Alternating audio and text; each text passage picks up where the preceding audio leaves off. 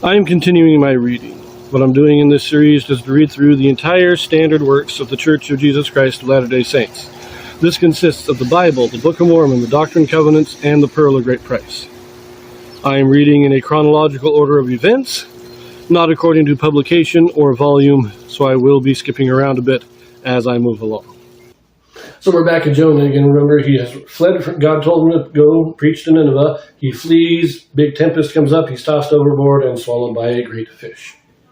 Chapter 2. Jonah prays to the Lord, and the fish vomits him out on dry ground. Then Jonah prayed unto the Lord his God out of the fish's belly, and said, I cried by reason of mine affliction unto the Lord, and he heard me. Out of the belly of hell cried I, and thou heardest my voice. For thou hast cast me into the deep, in the midst of the seas, and the floods compassed me about. All thy billows and thy waves passed over me. Then I said, I am cast out of thy sight, yet I will look again toward thy holy temple.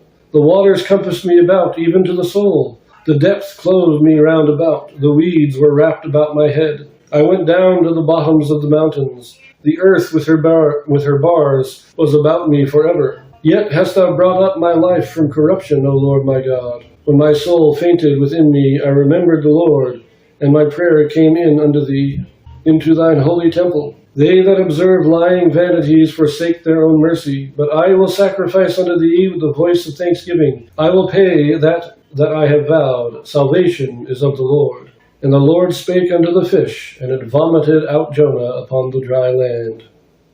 So, here's an interesting one. This is nice, short. I like Jonah's prayer. When it says hell here, the word translated hell here is Sheol, which generally refers to the spirit world.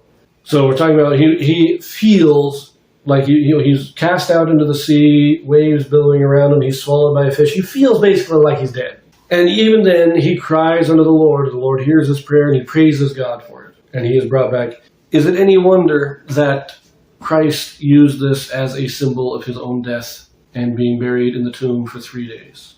Now, I do have to say, I don't think he was actually in the stomach of the whale.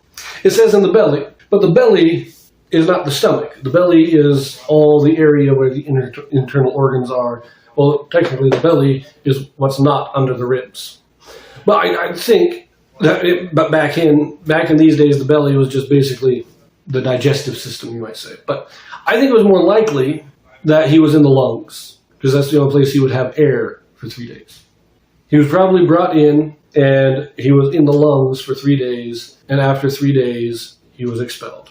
But because he is being taken in through the mouth, it would be described as being in the belly of the whale. He was inside the body of the whale. So, but most likely the lungs, because he would need air to breathe. And if he was actually in the stomach, you're talking about all the nice acids and digestive juices there. Unlikely. Most likely in the lungs of a very large fish, probably a whale, but again, it just says fish. So, anyways, we'll see you in chapter 3.